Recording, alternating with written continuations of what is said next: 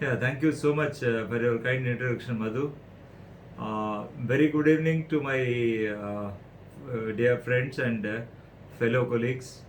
So, I am Dr. Sepur Krishnamohan. I am an endocrinologist practicing at Sepur Diabetes Center at Karnool. So, this is a very happy evening to be with you, like sharing my screen with you, sharing my talk with you.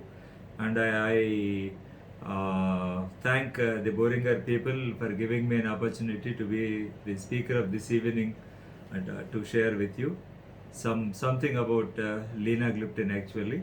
So before getting into the topic, I request all my doctors to type your questions or queries in the chat box so that we can take up the question and answer session at the end.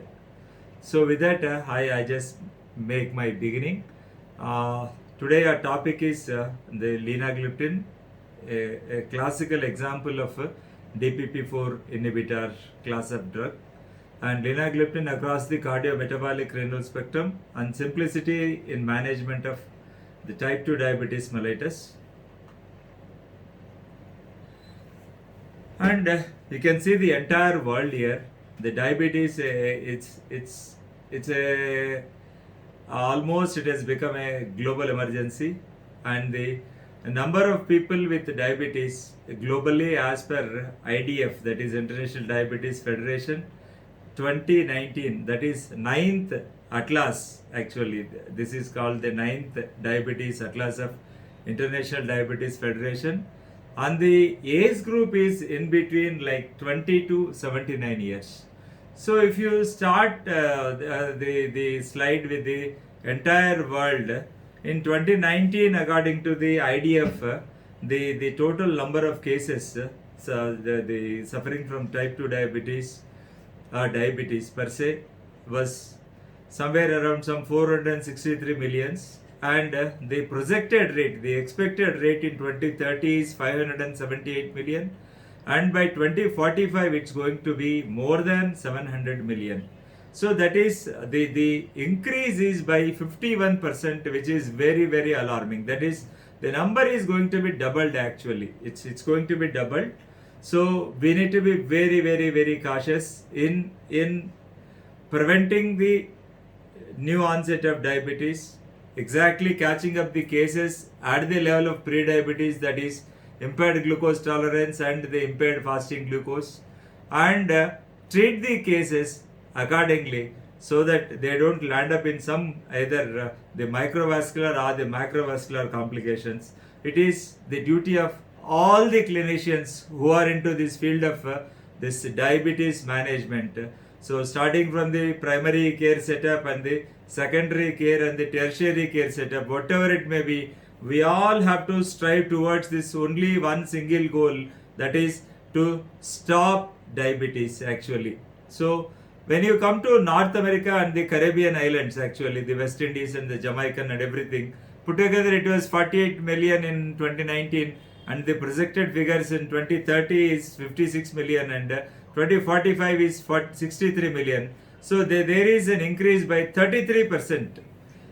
And when it comes to South and Central America, that is the Latin America and then the down the South America, the 2019 Atlas says 32 million people, and the projected rate in 2030 will be like 40 million and 49 million 2045 respectively, and the increase is more because when you compare the North America with that of the Central America or the South America, this is a little bit backward when compared to the North America, that is United States of America. So the increased rates are mostly seen in the underdeveloped and the backward countries.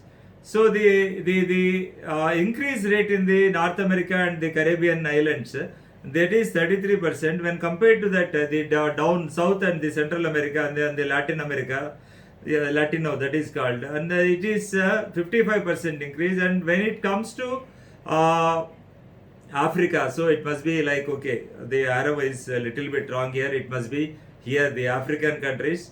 it is 19 million and 29 million and 47 million respectively, with an increase of 143%. It is very alarming that they except the North Africa and every part of the East and West and the South Africa, the growth is going to be like the increase by 143%. And when we come to this Middle East and the North Africa, that is this part, mostly the Gulf countries, the Middle East, and when we take that into consideration, it is 55 million and the projected rate 76 million and 108 million respectively, with an increase rate of 96%. So it is also equally bad after the remaining East and West and South Africa, and the leading is the Middle East and the North Africa. And when you take the Western Pacific, and this is 163 million followed by 197 million followed by 212 million, that is the Western Pacific, and the increase is by 31%. And coming to this Europe, and the 2019 says it is 59 million and 66 million and 68 million respectively, the 2030 and 2045, the least being the Europe, that is the only 15% increase is expected by 2045. So this is the most developed segment of the world, and the most the population with a lot of awareness against diabetes. Like you take very small countries like Sweden, is the Norway. The Norwegian diabetes registry is a classical example for the world. The Sweden diabetes registry, the Denmark diabetes registry, these are all the classical examples for the maintenance of this particular data and all. The statistics are being maintained so meticulously that stands an example for rest of the world how to make up the diabetes registry or the hypertension registry or the thyroid registry or the dyslipidemia registry or the coronary artery disease registry or the stroke registry. They have every registry for every non-communicable diseases as well as the communicable diseases. So that is how one has to maintain. And the alarming, which is given in the red boxes, the entire world is 51%, and it comes to the Southeast Asia, which basically includes our the Indian continent, Indian subcontinent, along with this Nepal and the other the Bhutan or the Myanmar, Burma and all. You can see it is 88 million right now, out of which 77 million, that is 11 million less than, that is 77 million is the 2019 data of Indian the diabetes registry, and 115 million by 2030 and 153 million by 2045 respectively, and the increase is by 74%. So when you see this, the take home message is the entire world is at the risk of developing diabetes by 51% by 2045, the projected rate. And out of that, the worst is the Africa 143, and the Middle East and North Africa, it is 96%, and Southeast Asia the 74%, and the least being the European Union, European subcontinent, by just a meager figure of 15% increase in the coming 26 years. So burden of type 2 diabetes, that is 2019 says the World Atlas, Diabetes Atlas by International Diabetes Federation says 2019, 1 in 11 is a diabetic all over the world, and 2045 it's going to be 1 in 10 will be a diabetic. So there is going to be a huge difference between 2019 as well as the 2045, and the prevalence of diabetes is 9.3%, and it's going to be like 10.2%, and it's going to be like 2030 and 2045 it's going to be 10.9%, and people with diabetes is 463 million all over the world, and 578.4 million by 2030 and 700 million and more than that is by 2045. And the diabetes that is incurred because of just diabetes in US dollars is $760.3 billion. That's a huge amount right now. And the 2030 is going to be 824.7 billion, and the 2045 it's going to be 845 billion. It's a huge money that is going to be the incurred expenditure on the diabetes care or the prevention or the management of the complications, whatsoever it may be. And the prevalence of diabetes in India is 8.9.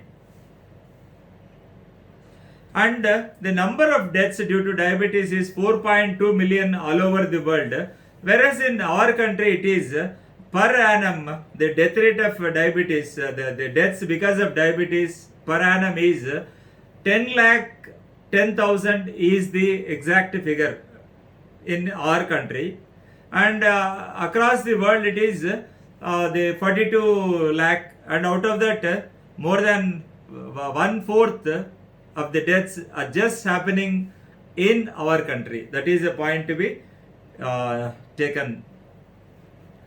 And 1 in 3 patients with type 2 diabetes, they have established the cardiovascular disease, and 40% of the patients with type 2 diabetes will have chronic kidney disease.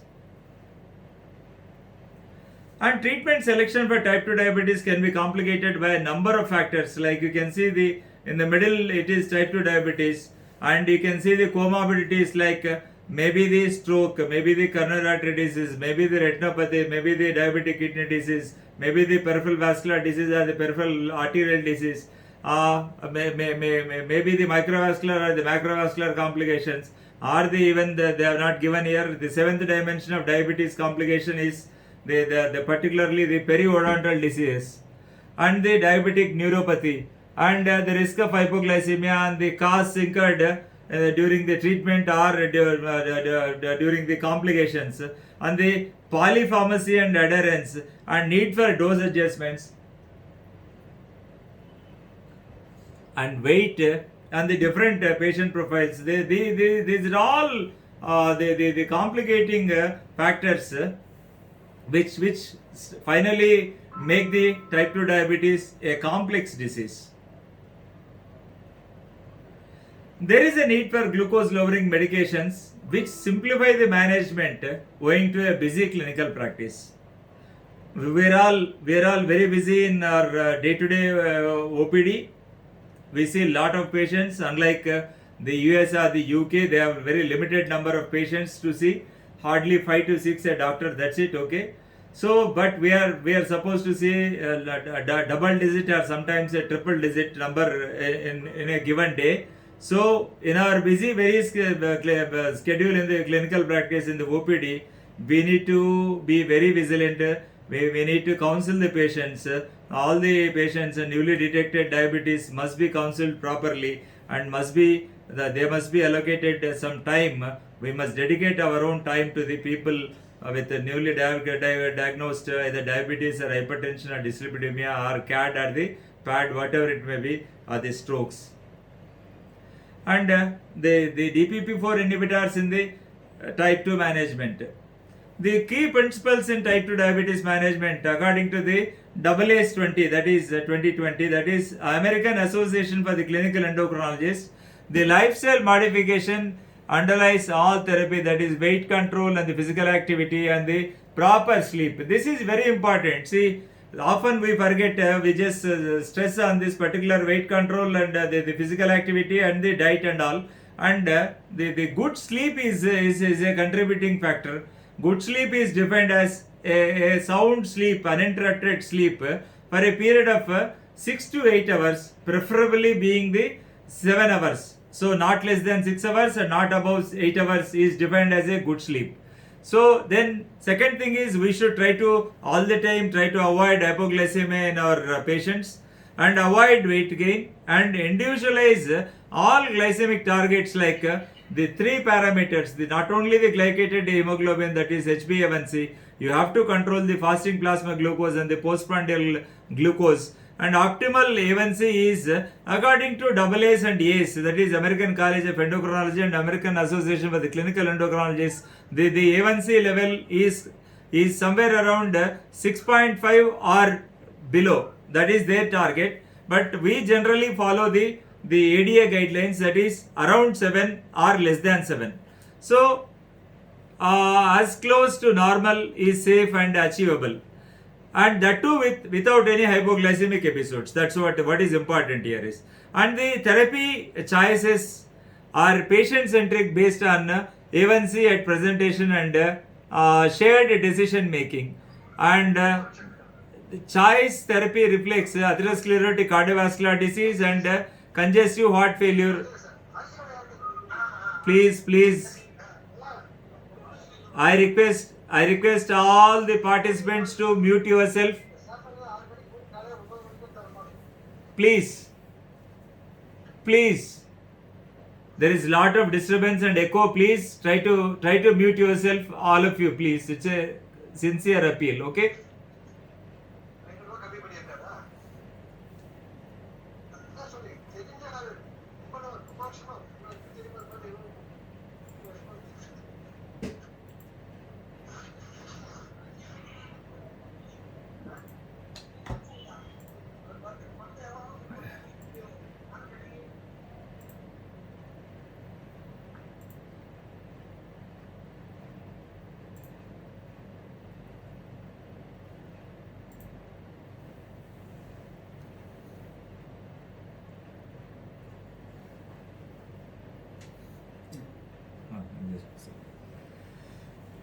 So we continue with that. Okay, choice of therapy reflects the atherosclerotic cardiovascular disease and the congestive heart failure and the renal status. Comorbidities must be managed for comprehensive care and get to goal as soon as possible. Adjust at least around or less than 3 months until at a goal. And the choice of therapy includes ease of use and the affordability. This is very important. Ease of use and affordability. These two factors are going to make the patient compliance, like increase the patient compliance like anything. And CGM, that is continuous glucose monitoring, is highly recommended. And not only this, in this particular context, I request all my fellow colleagues to ask your patients to maintain the home blood pressure monitoring also, the home glucose monitoring as well as the home blood pressure monitoring also. And apart from this, the CGMS, that is continuous glucose monitoring system, you have to inculcate the habit to all of your patients to self monitor the blood glucose by means of a glucometer and a digital BP apparatus, and ask them to maintain the log regarding the blood pressure and the blood sugar, and show it to the doctor. When they come to the doctor, they should get the log along with them. Bottle this. Good, this good. And coming to DPP-4 inhibitors, the classical features of DPP-4 inhibitors, the low risk of hypoglycemia, and they are weight neutral, and the cardiovascular safety and safety profile similar to placebo, and few interactions with co-medication, and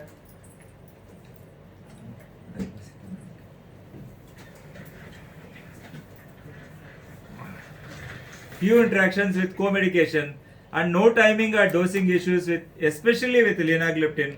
So we'll talk in detail about the linagliptin and the cardiovascular outcome trials with all the gliptins, especially with the comparing with linagliptin, and good compliance.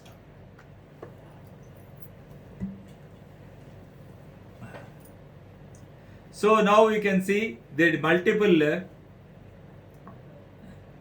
gliptins available in India, and the saxagliptin, the sitagliptin, and the linagliptin, and the beldagliptin, and the teneligliptin. So out of this, sitagliptin is approved by USFDA, and saxagliptin is approved by USFDA, linagliptin is approved by USFDA, and there are certain gliptins, like evogliptin is one which is available in India but not approved by the USFDA, Teneligliptin is one that is available in India and Korea and Japan only, very limited, 3 countries. It is not approved by US FDA. And there is another gliptin like alogliptin that is approved by the US FDA. It is available in India also. And there is one more gliptin that is Danagliptin, which is approved by US FDA, which is not available in India. And coming to the vildagliptin, I would like to add one sentence about vildagliptin. So this is the first gliptin, that is the mother of all gliptins is vildagliptin. That is not approved by US FDA for several reasons, because by the time the vildagliptin was launched, the US FDA asked for the particular the cardiovascular outcome trials. By the time they submitted the cardiovascular outcome trials, the entire US was flooded with sitagliptin, that is a Merck product actually. So then these people have withdrawn the proposal to get approved by US FDA. So that is the reason it is not approved by US FDA, vildagliptin. But still it is off patented. Now it is available in India. So widely used. You can use all the gliptins, but as far as saxagliptin and the alogliptin, I would like to highlight the point that they may precipitate heart failure. So it's always to be safer not to take up this particular saxagliptin molecule in patients suffering from the heart failure or who are at risk of developing heart failure. Please avoid saxagliptin.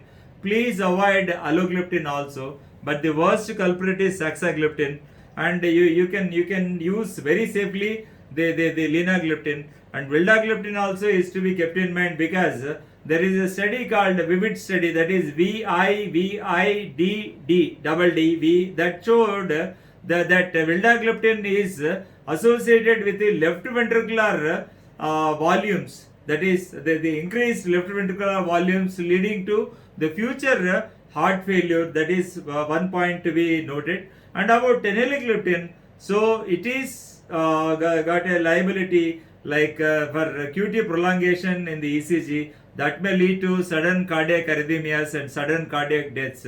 So please try to avoid teneligliptin to the possible extent. This is the I am an unbiased speaker. I am not towards Boehringer or not towards anything. I am telling you the bare facts with all my 3 decades of experience. Please don't misunderstand me. And the question is, are all the DPP-4 inhibitors equal? What does the evidence say? That too, especially linagliptin in perspective. Okay? And now evidence of the efficacy and the safety. The outcomes totally are dependent on the glycemic variability and the hypoglycemia. If the patient lands up in a major hypoglycemic episode or 2 or 3 minor hypoglycemic episodes, the patient will totally withdraw the drug or withdraw the reduce the molecule, or he'll take once in 2 days or once in 3 days. And the one factor that hinders badly, that interferes badly with the nice treatment is hypoglycemia. So see to that your patient will never get into hypoglycemia. And the second factor that is very much relevant is glycemic variability. Glycemic variability is nothing. Somebody there. It is the up and downs, the peaks and downs in the blood glucose level in a given day, that is in a period of 24 hours.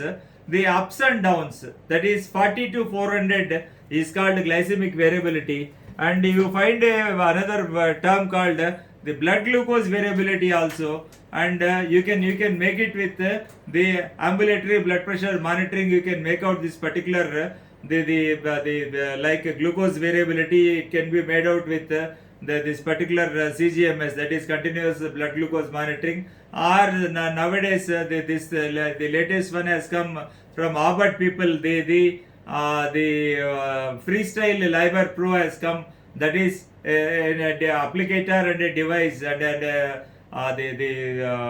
sensor that works for 14 days, for 15 days exactly.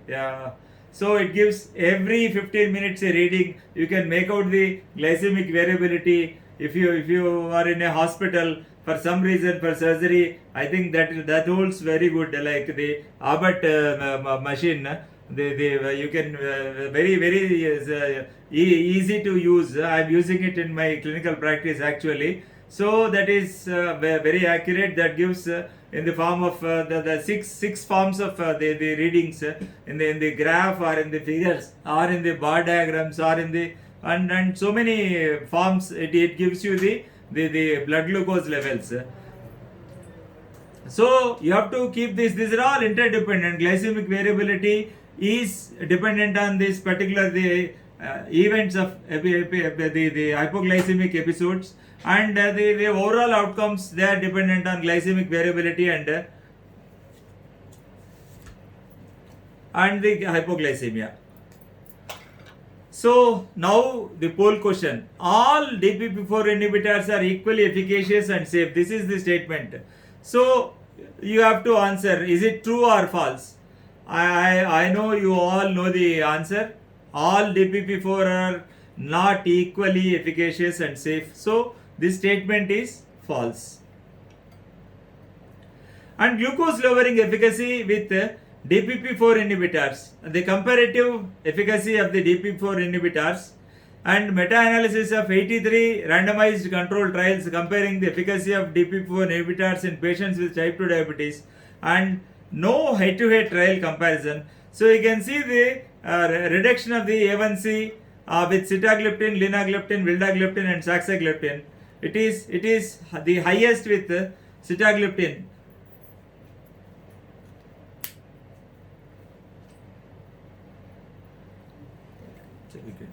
Go ahead.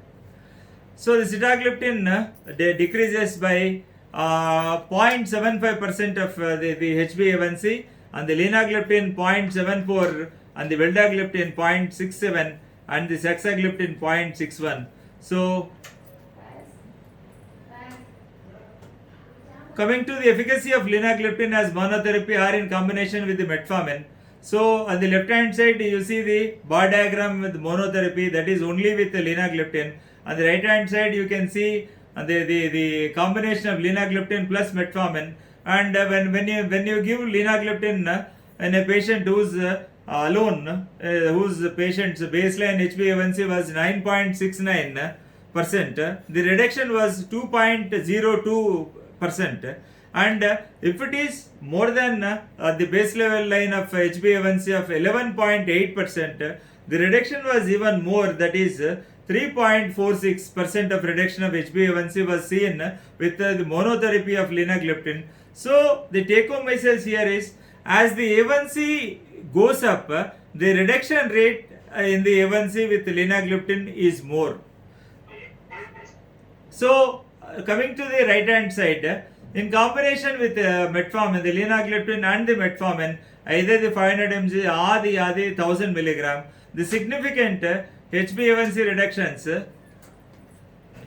for newly diagnosed T2DM patients with high baseline, that is, so from taking this baseline of the HbA1c of 8.9%, it reduced by 1.6%, and a baseline of 9.73 respectively reduced 2.81%, and 11.8% reduced respectively 3.70, and 12.1% of baseline HbA1c was reduced to by 5.14% of A1c with the combination of linagliptin and metformin, the highest being the 5.14, where the baseline HbA1c was terribly high, like 12 is a very high HbA1c. And long-term glycemic effects of linagliptin is similar to the sulfonylurea. Actually, it is the sulfonylurea used in this. This is the glimepiride actually, and the phase 3 head-on comparison trial. This is adjusted and change from baseline HbA1c over time. This is a study. On the y-axis, you can see the HbA1c starting from this thing somewhere around some 7.2324, and it was a study done for 104 weeks, that is approximately like 2 years, complete 2 years. And the dark blue is the linagliptin plus metformin, and the grey color is glimepiride plus metformin, and the number of subjects in the linagliptin and the metformin group were 233, and the glimepiride and metformin was 271, and a 104 week, that is 2 year study revealed more or less similar this thing, and even a better A1C reduction when compared to glimepiride and metformin seen with linagliptin plus metformin.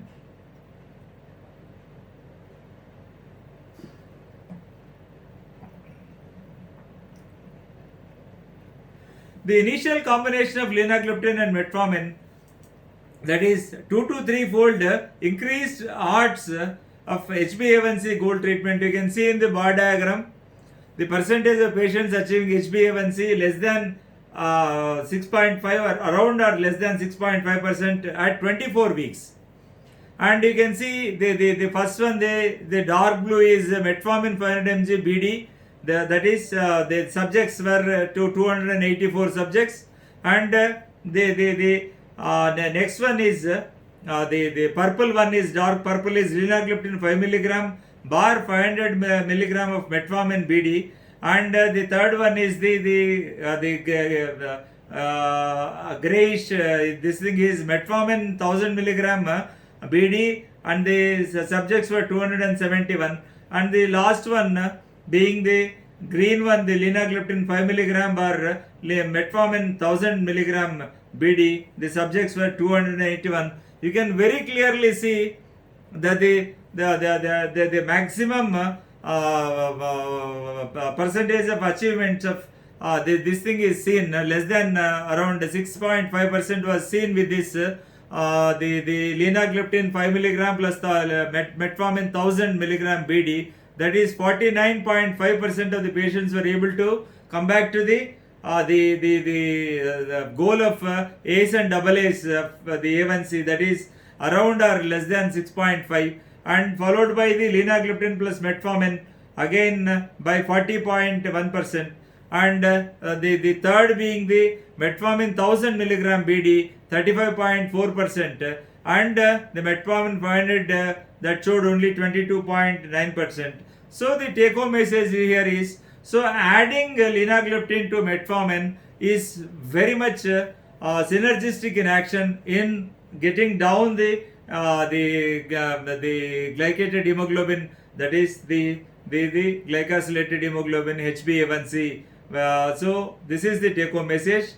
And with regards to A1c, I would like to mention, see, it's a very good tool that gives the average of the previous 120 days, 90 days, the mean blood sugar levels, that is estimated glucose levels. But it doesn't give any clue about HbA1c never gives clue about the glycemic variability one. The second being the hypoglycemia. We don't get any information regarding hypoglycemia and the glycemic variability with HbA1c. That is the minus point of HbA1c. And the DPP4 inhibitor linagliptin that has higher efficacy in Asian patients. This is a very valid take home message is all the gliptins, especially the linagliptin, is very effective in Asian patients, that too our patient population, the Southeast Asian, that is our Indian subcontinent, whatever be the even the Japanese or even the Chinese or the Korean or the Philippines or the Singaporeans or whatever it may be, you take any Asian patients, they are very effective when compared to the Caucasians, that is whites. So you can see the Japanese 12 weeks, the baseline A1C was 8.07 and the reduction was 0.87, and the Asians 24 weeks, the baseline A1C was 8.02 and the reduction was 0.91%, and in the whites for 24 weeks it was studied, and the baseline A1C was 7.98, more or less similar to these baselines of the Japanese population, the Asian population. But you can see a very meager reduction of 0.52% reduction in the A1C after 24 weeks. So this is very important. So that means the DPP4 receptors are very much active, and the inhibition is very much good. The DPP4 inhibition is very good with linagliptin in all the Asian patients, especially the Southeast Asian, that is our Indian subcontinent. So linagliptin works very well in our Indian diabetic population, type 2 diabetes mellitus. Once again I remind you. And the 58.2% of the Asians were only Indian patients in the 24-week study, and adverse events they were similar to the placebo in Asians. So no much adverse events were seen in Asians. So hypoglycemia is an everyday clinical challenge. You all accept with my statement. Confirmation of hypoglycemia in the dead in bed syndrome as captured by the retrospective continuous glucose monitoring system. This is very important. See, the dead in bed syndrome, that is very, very common.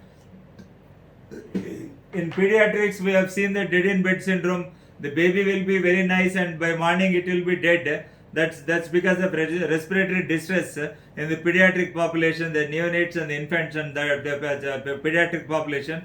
But the dead in bed syndrome here applies to this the hypoglycemia, where the patient will be absolutely fine and by morning he will be found dead in the bed because of this particular hypoglycemia. And you can all the time it can be captured by a retrospective continuous glucose monitoring system, that is RCGS. That is, so the dead in bed syndrome is unexpected death in the bed and no cardiovascular complications and recurrent nocturnal hypoglycemia present.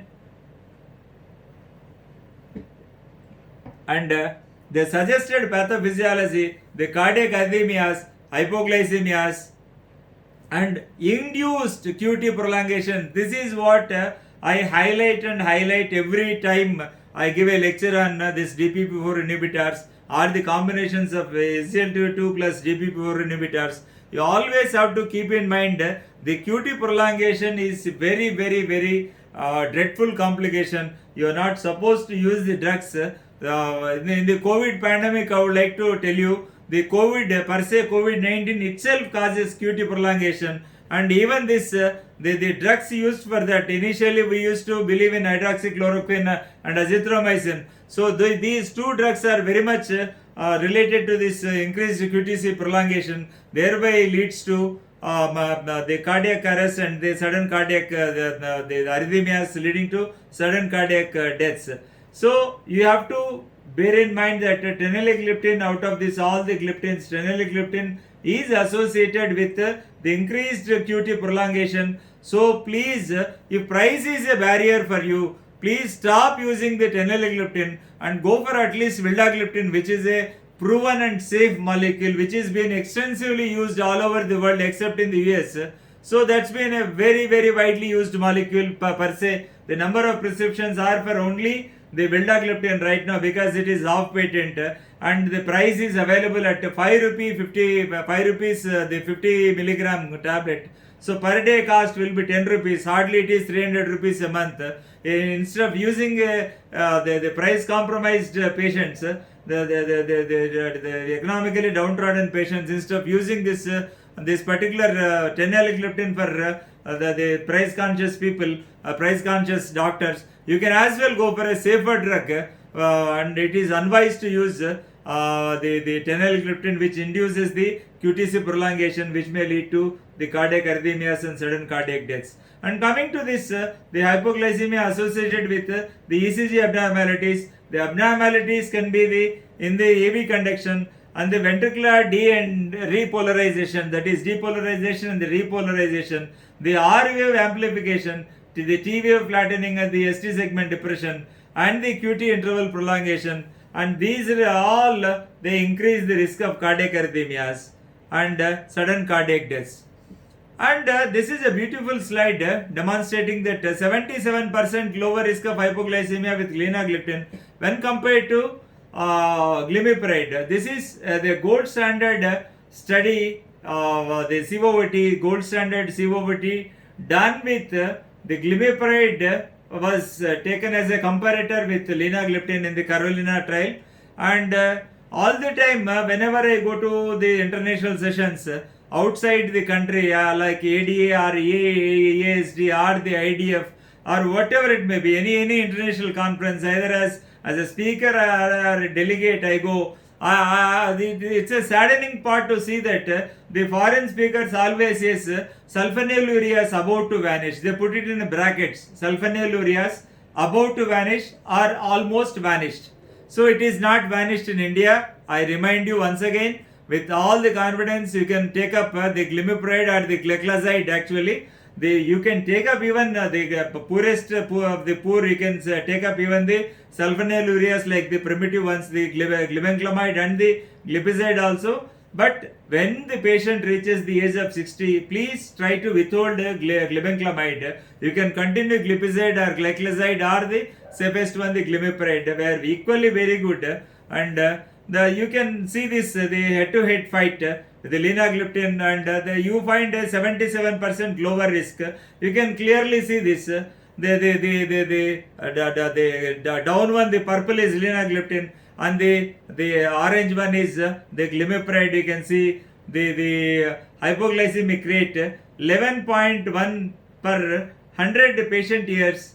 That is, the subjects were 1132 patients, and in the linagliptin group, that was 320 patients. The incidence rate of hypoglycemia was 2.3 per 100 patient years. So this significantly shows that there is 77% of relative risk reduction in the hypoglycemia risk with linagliptin versus glimepiride. That's what, according to the evidence-based medicine, the Carolina study.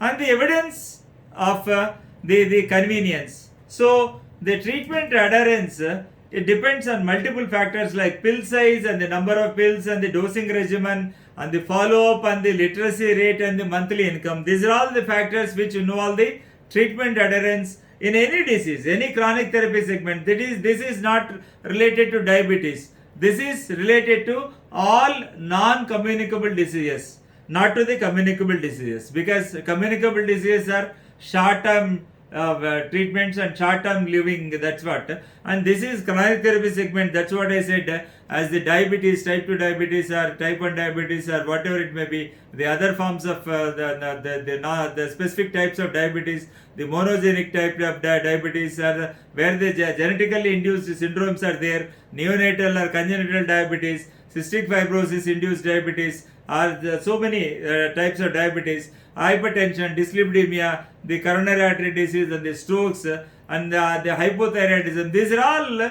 called the chronic therapy disease segments. So the treatment adherence is very important, and that depends on the so many factors, like including the size of the pill. If the pill size is very large, like when you take this particularly the glimepiride and the metformin 1000 milligram, it's so horrible to see the size. We doctors, we are frightened by the size, and why not the patients? Patients will come and say, sir, this much of tablet I have to take, so I'll make it 2 halves and I'll take. Then I say, okay, this. So number of pills, that is polypharmacy, is going to decrease the patient adherence, and the dosing regime, if it is complex, the treatment adherence goes down, and the multiple factors like literacy rate and monthly income also, they come into work. And there is a second poll question, please.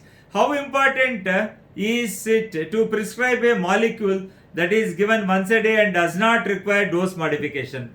So the answer is not important and very important, and you all know that. You can type in the chat box. It is very important. It is very important that a once a day dose like linagliptin is a once a day dose. It is very convenient when compared to the twice a dose, the BT dosage of vildagliptin, and that doesn't require any dose modification. See, the only molecule, if I want to quote, the only one molecule among the DPP4 inhibitors that is approved by the the US FDA, that doesn't require any sort of dose modification in any stage of the kidney disease is linagliptin. That is starting from stage 1 to stage 2, stage 3A, stage 3B, stage 4 and stage 5, that is end stage renal disease, ESRD or end stage kidney disease or dialysis, or the during transplantation or even the post transplantation along with insulin. The only drug of choice you can use without any dose titration is linagliptin. You can use it as 5 milligram. You start with 5 milligram, stay with 5 milligram. You don't need to down titrate. All others need down titration. And the one molecule that is available in India only, teneligliptin, also doesn't require dose down titration, just like this particular linagliptin. But I never recommend you to prescribe teneligliptin, please. As a matter of fact, I am telling you all the facts. That's it. I am telling you the evidence-based medicine. So it is very important. You all know that. And you can see this, the DP4 inhibitors, the clinically relevant pharmacological characteristics. See, you can see this linagliptin, saxagliptin, sitagliptin, teneligliptin, vildagliptin, and they have not given the other gliptins because the table is not sufficient if they give evogliptin, alogliptin, danagliptin and so many gliptins. So the DP4 binding affinity, when it comes to that particular parameter, it is highest and the reference is given down. Please, you can go through that and you can take a screenshot for it. And linagliptin has the highest DPP4 enzyme binding affinity. That is the reason why it has got the affinity towards this DPP4 enzyme. So it binds to that enzyme and inhibits that, so that the maximum A1C reductions are seen with this particular linagliptin. And saxagliptin is 45 times lower than that of linagliptin. Sitagliptin is 803 times lower than that of linagliptin, and teneligliptin is 62 times lower than that of linagliptin, and vildagliptin is 364 times lower than that of linagliptin. This is with regards to the DPP4 enzyme binding affinity.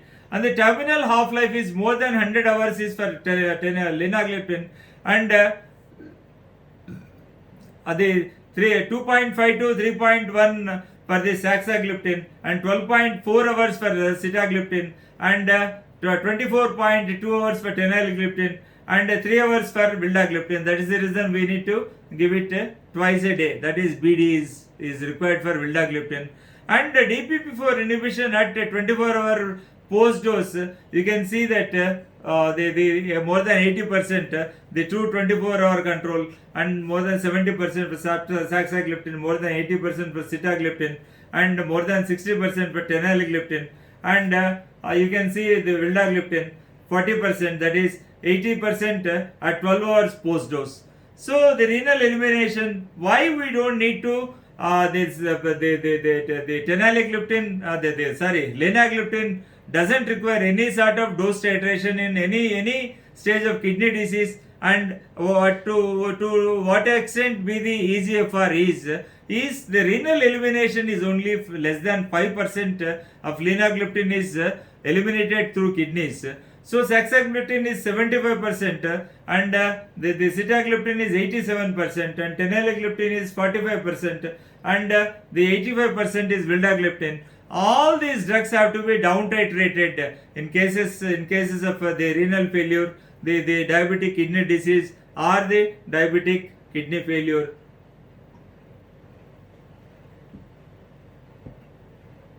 And the dosage adjustment in renal impairment, it is not required, I said, with linagliptin.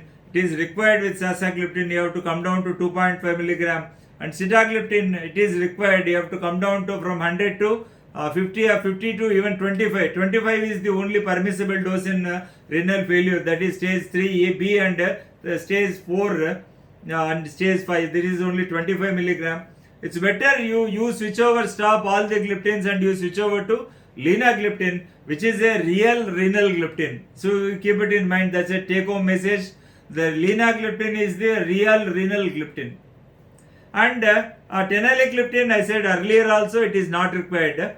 And the vildagliptin, it is required. The 50 milligram BD must be made 50 milligram OD. And the dosage adjustment, the hepatic impairment, this is very, very important actually.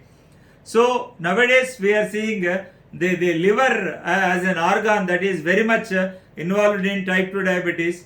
The hepatocrinology is the new term given to that particular this group of the endocrinology is hepatocrinology, and the liver induced diabetes or the diabetes induced liver disease. It is vice versa. So when there is something wrong with the hepatic impairment, you don't need to change the drug. You don't need to down titrate the dosage of linagliptin, whereas all others they are not recommended. Saxagliptin especially, it is sorry, actually the saxagliptin can be used along with this particular the linagliptin. At par with the linagliptin is saxagliptin, but you have to keep in mind that whenever the patient is in liver cell failure, the chronic liver disease, the patient will be in chronic heart failure also. So saxagliptin is a molecule very safe in liver disease, chronic liver disease CLD, but unsafe in heart failure. So better you avoid saxagliptin in these two conditions, please. So one perpetuates the other, so better not use saxagliptin.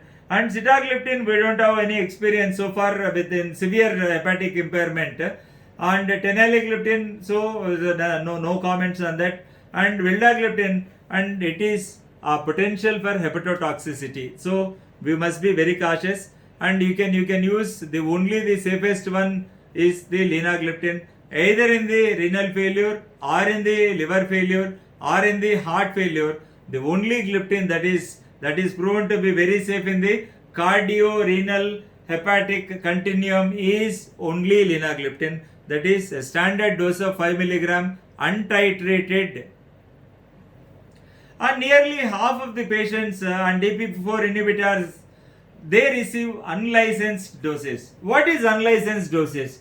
Suppose linagliptin is supposed to be given in the doses of 5 mg. You give it in the dose of 2.5 mg a day. That is an unlicensed dose. And see if the patient is on 50 mg OD vildagliptin, that is an unlicensed dose. I am not talking about the titrated dose. I am not talking about the renal failure. I am not talking about the heart failure. I am not talking about the liver failure.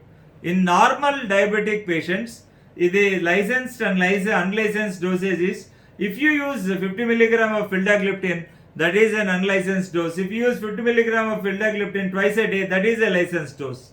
And likewise, if you use this particular saxagliptin 2.5 mg, that is unlicensed, whereas you use this particular 5 mg of saxagliptin, that is a licensed dose. So different studies have shown that a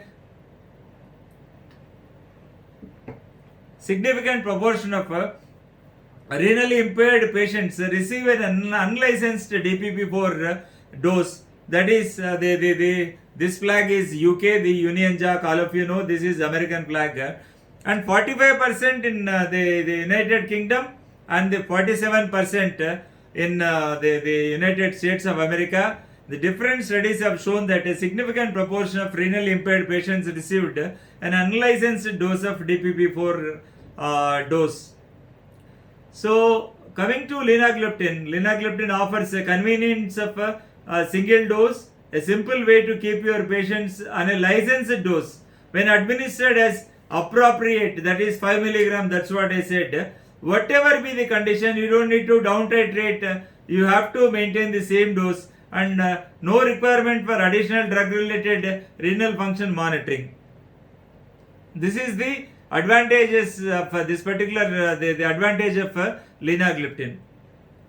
And inappropriate renal dose adjustment of DPP4 inhibitors in association with poor clinical outcomes in type 2 diabetes, and 82,332 patients with type 2 diabetes and chronic kidney disease. This is Korean National Database. And inappropriate dosing, that is 1 out of 3 patients on DPP4 inhibitors overall study, and inappropriate dosing in individual agents, that is 2 out of 5 patients were on sitagliptin, 1 out of 4 patients were on vildagliptin, and no patient was on linagliptin, especially in this Korean National Database. and clinical outcomes with inappropriate dosing of DPP-4 inhibitors. What are the complications and consequences of the clinical outcomes with inappropriate dosing is all-cause death is increased by 11.5%, the p-value being 0.04, which is statistically very significant, and the incidence of severe hypoglycemia with this particular inappropriate dosing, that is 19.2% of increased risk in the severe hypoglycemia, the p-value being 0.005, which is statistically very significant, and again 7.4% increased risk of emergency department visits, whereas the p-value is also 0.009, that is also statistically very significant. And these are all subjected to this, they are adjusted for age, sex, history of emergency department visits, and severe hypoglycemia agent, and smoking, alcohol drinking status, systolic blood pressure, total cholesterol, and other anti-diabetic medical treatments also. So now coming to the DPP-4 inhibitors, the linagliptin, saxagliptin, the vildagliptin and the teneligliptin. The dose adjustments in the renal impairment I have already told you. The linagliptin, there is no dose adjustment. You can as it is use this straight away, the starting dose being the 5 milligram and the maintenance dose, and no dose adjustment is required. You can use this straight away 5 milligram. Sitagliptin you have to come down to 50 milligram, and if the EGFR goes down below that, the 30 ml per minute, you have to continue with the 25 milligram, the lowest dose of sitagliptin, and saxagliptin from 5 milligram you have to come down to 2.5 milligram once a day. Vildagliptin from 50 milligram BD you have to come to 50 milligram of OD, and teneligliptin there is very limited evidence. You don't need to down titrate the dose, but okay, please again and again I tell you the limited evidence of safety and the efficacy across the chronic kidney disease stages, because safety issues are related to QT interval prolongation and the liver enzyme elevations and the hyperkalemia. That is very important. So the dose adjustment is a clinical challenge. Why do you want to take that dose adjustment clinical challenge when you have a very good molecule like linagliptin? You can safely switch over, or else you can use any molecule. To start with, you can use sitagliptin or linagliptin or the saxagliptin or the vildagliptin, whatever be the molecule in the beginning. You would use to start any gliptin, but when the time comes with the renal impairment, that is renal failure or the liver failure or the heart failure, it is high time you have to switch over to linagliptin. Rather than switching over to linagliptin, you start and stay with linagliptin from the beginning till end. You don't need to change the tablet. Only the biggest barrier for linagliptin in our country is the price. I totally admit with this particular fact that the price is the biggest barrier. Each tablet of linagliptin is 45 rupees, whereas others are like vildagliptin is available at 5 rupees because it is off patented. Next year we are going to get the off patented sitagliptin, so it will be available for 10 rupees hardly once a day. That will be very convenient. And finally, the linagliptin offers convenience of single dose, a simple method to maintain patients on licensed dose without dose modification in CKD. That's what. Instead of using the unlicensed dose in this particular the scenario of chronic kidney disease, why don't you use the licensed dose? That is what evidence-based medicine says. And evidence of cardiovascular and the heart failure safety. The diabetes and heart diseases, they just go hand in hand always, because the mortality rate of the patients suffering from type 2 diabetes with atherosclerotic cardiovascular disease or even this heart failure is to a tune of 86%. So vast majority of the deaths in diabetes are ultimately because of the cardiovascular origin. Let it be the atherosclerotic cardiovascular disease or the heart failure. And now the poll question is, how important is to have a drug that has robust cardiovascular safety evidence and has been recommended by major guidelines? Is it very important or not important? All of you agree with me that it is very important. And safety for MACE, that is major adverse cardiac events outcome, is proven in 4 DPP 4 inhibitor COVTs. That is, you can see the cardiovascular outcome trials. The SAVOR TB53 for saxagliptin, Examine for alogliptin, and TECAS for sitagliptin, and Carmelina for linagliptin. See, the only one drug that has two cardiovascular outcome trials is Carmelina, and that is the linagliptin. That is one with the one study is Carmelina, and the second COVT is the devoted COVT with a active comparator. Never in the history, that is head-to-head competition, was the Carolina with comparing our glimepiride, giving us a lot of moral boost that we can confidently take up the glimepiride as the second drug of choice. The credit goes to Boehringer people. We all should be thankful, because in day-to-day practice, I don't think there is no clinician in our country who will not use this particular glimepiride after metformin, and nobody goes as per the guidelines what it says. Suppose the European Society of Cardiology 2019 along with the EASD, that is European Society for the Study of Diabetes, EASD, that the 2019 recommendations, what they said, with or without metformin in a case of established atherosclerotic cardiovascular disease, or when the patient is at risk of developing atherosclerotic cardiovascular disease, you have to start either the SGLT2 inhibitors or the GLP-1 receptor agonists. But it is not practically possible in our country, where there is no insurance system, and the patient has to spend the money from his pocket for the doctor consultation, for the investigations, as well as the purchasing of the medicines. So it is not possible for every patient to put the patient on DP4 inhibitors or the SGLT2 inhibitors or the GLP-1 receptor agonists. So it is our common practice in day-to-day practice. So we start with this particular the metformin, we add the sulfonylurea to that, or most of the times we start with a dual combination of metformin and this particular glimepiride, or metformin glycoside, or metformin glipizide, or metformin glibenclamide. That is our traditional the way of going. And later on, the third drug will be like either the acarbose or the AG alpha glucosidase inhibitor, either the acarbose or the voglibose. And the fourth drug should inevitably, by the recommendations, by evidence-based medicine, should be insulin. Please bear it in mind. After 3 drugs, you cannot add a fourth drug. You have to go for insulin if the patient is not to the target of A1C less than or around 7%.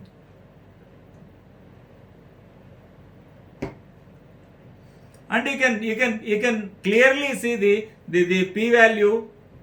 You can see the hazard ratio and the confidence interval, and that only favors this particular linagliptin, the proven MACE outcomes. And teneligliptin, there is no COVT, and there is always without saying anything, there is all the time the risk of QTc prolongation, because I have seen majority of the crossover prescriptions, teneligliptin with metformin BD, that becomes 40 milligram. 40 milligram is more liable to is related to the increased risk of QTc prolongation. As the dose increases, 20 is also related, but 40 is more related to the increased risk of QTc prolongation. And vildagliptin, there is no CVOT. And keeping in view about this VIVID study, this is where the left ventricular volumes are more, the left ventricular volume index is more, so that may lead to future heart failures. So according to VIVID study, it's not better to go for where you need the cardiovascular safety. And the ICH E14 standards to assess pre-arrhythmic potential evidence with various DP4 inhibitors. All the time it is S2, like the linagliptin, 5 milligram to 100 milligram, the supratherapeutic dose, that's what we call. The sitagliptin, at least this is 20 times and this is 8 times, 100 milligram to 800 milligram, and this is 4 times, that is 100 milligram to 400, the vildagliptin. And the teneligliptin, though QT study not performed as per ICH E14 guidance, because this is the only molecule that has got very sparse studies. 1, 2, 3 studies, 1, 2 Korean studies and 1, 2 Japanese studies. And though they are Indian studies and teneligliptin, they are very short term, like 12 weeks or 24 weeks, which are not sufficient to establish. They are not equal to the cardiovascular outcome trial actually. So, as a result, the linagliptin no QT interval prolongation, and sitagliptin at clinically meaningful concentrations no clinically meaningful QTC prolongation, and vildagliptin overall QTC prolongation not seen except 100 mg OD and 1 and 8 hours. And teneligliptin, you know, I don't need to say every time. And this is heart failure risk, that's what I have been telling you. See the saxagliptin, you can see the hazard ratio and the confidence interval. It's moving towards heart failure. The only one molecule that is moving towards the in favor of the DPP4 inhibitors and moving towards the placebo is this particular Seva-Timi is totally towards the placebo. And the examine alogliptin, that's what I said, you have to be cautious with these two agents, and they are totally not safe in heart failure cases. And say teneligliptin is almost neutral, but this particular linagliptin is very much in favor of this particular the heart failure patients. And teneligliptin no CVOT, and coming to vildagliptin there is no CVOT. That's what I said. VID, VI, double D. That study showed the increase in the left ventricular volumes, which may predispose the further heart failure. So carbilina. So no increased risk of hospitalization for heart failure in patients with history of heart failure at baseline. That is 27%. You can see this. The pink is, the purple is the linagliptin, and the blue is the placebo. You can clearly see the graph. And that's what I said. The European Society of Cardiology and the European Association for the Study of Diabetes Guidelines 2019, DP4 inhibitors in patients with type 2 diabetes and heart failure. What it says, the DP4 inhibitors, sitagliptin and linagliptin, have a neutral effect on the risk of heart failure hospitalization and may be considered for diabetes treatment in patients with heart failure. This is the level of evidence is B, and the class of recommendation is 2B. So saxagliptin, on the right hand side you can see saxagliptin significantly increased the risk of heart failure hospitalization and is not recommended in patients with diabetes with heart failure. And alogliptin was associated with a non-specific trend towards the hospitalization for heart failure, and sitagliptin and linagliptin had a neutral effect, and vildagliptin had no significant effect on left ventricular ejection fraction, but led to an increase in left ventricular volumes according to VIVID study. That's what I have been telling you from the beginning. And the evidence of renal safety, you can see the dose adjustments, the cessation may be required for oral anti-diabetic agents excreted by the kidney. Most of the times in the renal failure, we go for the insulin all the time, that too not long-acting insulin. We go for short-acting insulins because the renal elimination of the drugs or even the insulin is hampered because of the filtration defects of the tubules, the proximal and the distal convoluted tubules, leading to accumulation of the drug in the body that may suddenly result in unexplained hypoglycemias. So the safest drug in this condition apart from insulin is only linagliptin. With declining and renal function, there is a decreased clearance of insulin. So that's what I said, even insulin has to be used very carefully, and need to avoid hypoglycemia. That's what I have been telling you from the beginning. See, the unexplained hypoglycemia, whenever you get a case of unexplained hypoglycemia, please think of renal failure. You have to do all the baseline tests in the beginning itself. If not, at a time, one at a time, one at a time. At least you assess the kidney function in the beginning, you assess the liver function, you take one 12 lead electrocardiogram, you go for the CBP once, you go for the lipid profile once. So do all the parameters according to this particular the recommendations of American Diabetes Association. And challenges in optimizing the glycemic control in CKD is always a big challenge actually. And the poll question, does a renal safety data convince you to use a DP4 inhibitors in your patients? Yes, or it does not matter, all DP4 are safe.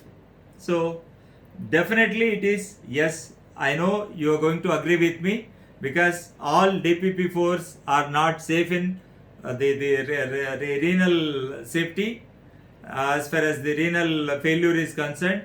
So it does matter. Certainly the answer is yes. And linagliptin has proven safety and efficacy, effectiveness across the spectrum of chronic kidney disease. The HbA1c reductions with linagliptin across the CKD spectrum. So that is the moderate to severe renal impairment and ESRD and hemodialysis, and the new onset diabetes after transplant. So you from here you can see this the arrow mark. So the mild renal impairment, that is the baseline of HbA1c, the HbA1c reduction by 7%, and the 7% and the 7%, 0.7%, 0.7% and 0.7%, and it is, and the reductions by ESRD and hemodialysis is by 1%. And again new onset of diabetes after transplant, this is a new entity, that reduced by 0.6%. And diabetes in renal transplants is, that is the baseline A1C was 8.11, that was reduced by 1.4, that is preserved eGFR over 1 year. And the Carmelina was specifically designed to statistically powered to evaluate both cardiovascular and kidney outcomes. That's what the primary endpoints with SEVA-TIMI 50, the 3-point MACE, and the 3-point MACE, and then the 4-point MACE, and the 5-point MACE. Secondary endpoints were the 5-point MACE and the 4-point MACE and the 3-point MACE. You can see this SEVA-TIMI 50, that 53, that was done with saxagliptin, examine with alogliptin, and TECAS with sitagliptin, and Carmelina with linagliptin.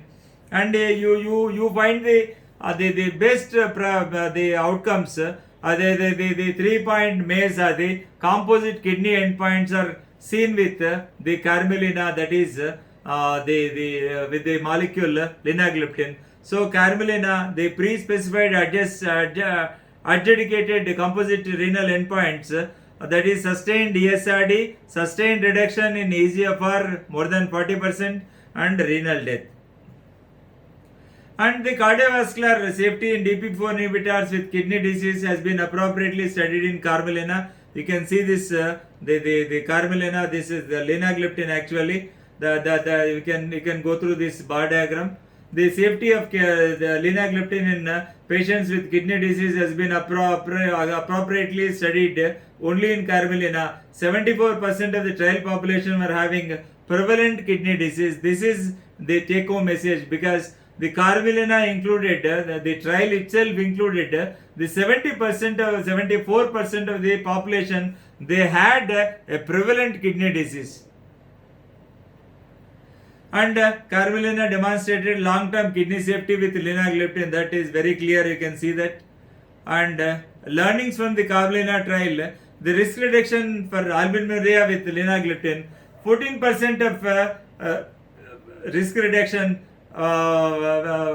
with regards to progression of albuminuria. You can find the time of first occurrence of albuminuria progression. On the right hand side, you can see the urinary albumin creatinine ratio UACR reduction around or more than 50%. It is decreased by the 14% relative risk reduction, and you can see this very clearly. It is seen only with linagliptin.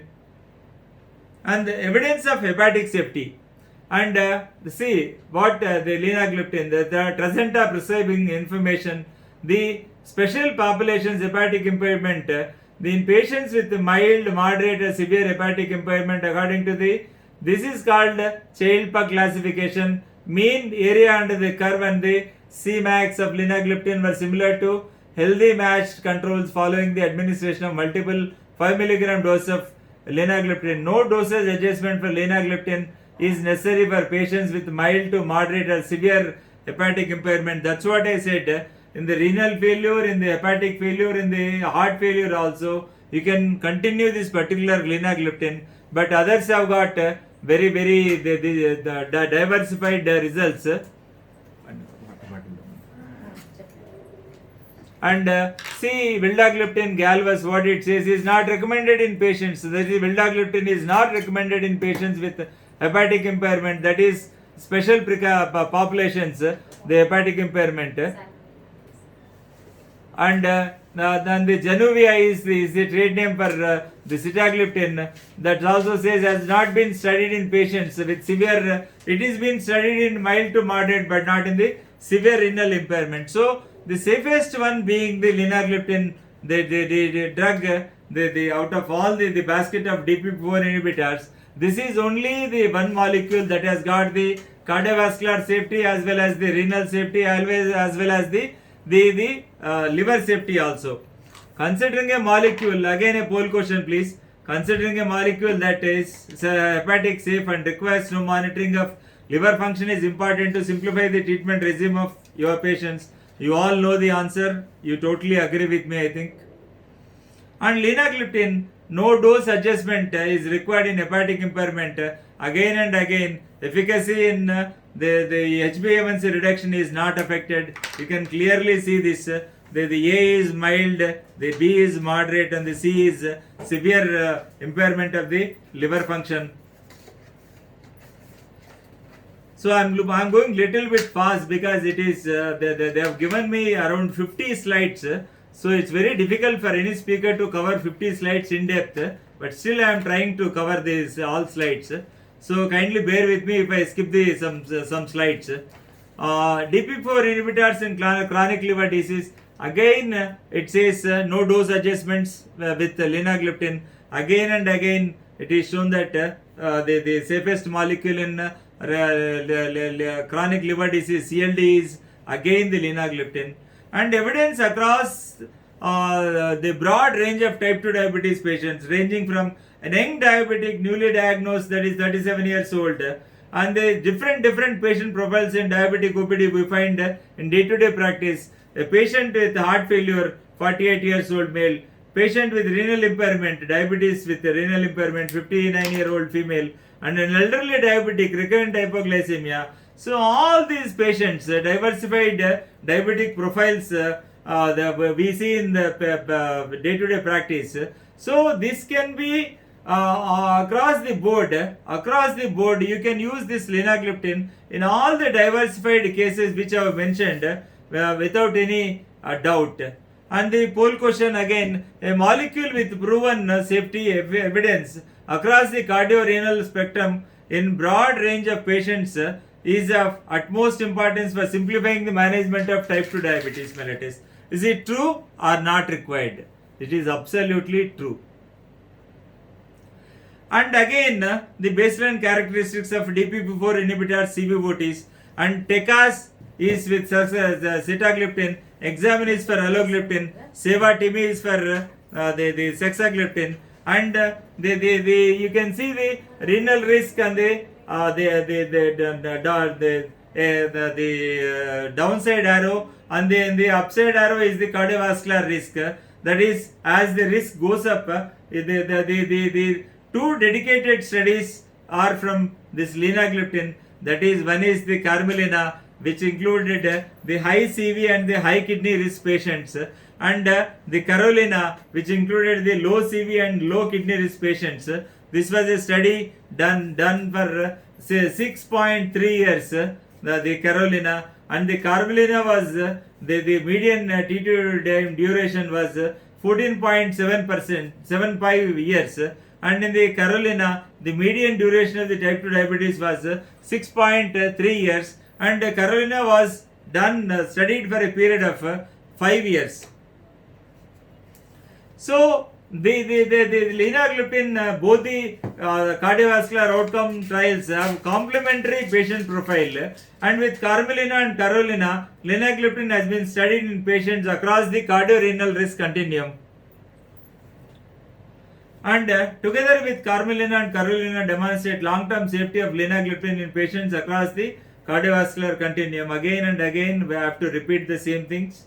So, and the ADA 2020 says, even the 2021 guidelines have come, please you can go through that. And linagliptin is beneficial in the elderly compared to the glimepiride because of the low hypoglycemia, and the two disadvantages of glimepiride when compared to the linagliptin is all the time, though it's a the good sulfonylurea with the rose without thorns, though this the linagliptin is a good DPP4 inhibitor, rose without thorns. Glimepiride is associated with, when compared to linagliptin, is associated with increased risk of hypoglycemia and increased risk of weight gain in the dedicated study, the Carolina, done for more than 5 years of duration. So 83% of relative risk reduction in hypoglycemia in elderly patients over 75 years with linagliptin, and modest body weight reduction versus glimepiride achieved with linagliptin across the age groups. These are important considerations when selecting therapy for the elderly. And Carmelina, no increased risk of cardiorenal events in the older patients. And the Carmelina, again, no increased risk in cardiovascular and heart failure and renal events in Asian type 2 diabetes patients with linagliptin. You can see this diagram. And robust real world evidence with linagliptin that complements the randomized control trials in clinical decision making. You can see this, the two US insurance database and the South Korean database.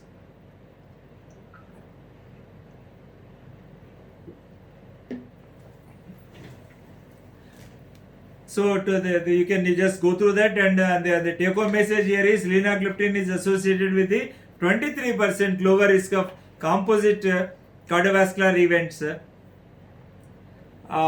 versus the second generation sulfonylurea, that is our glimepiride. And the South Korean database, linagliptin was associated with 26% of lower risk of hospitalization for heart failure events versus the second generation sulfonylurea, that is again the glimepiride. See, there is a small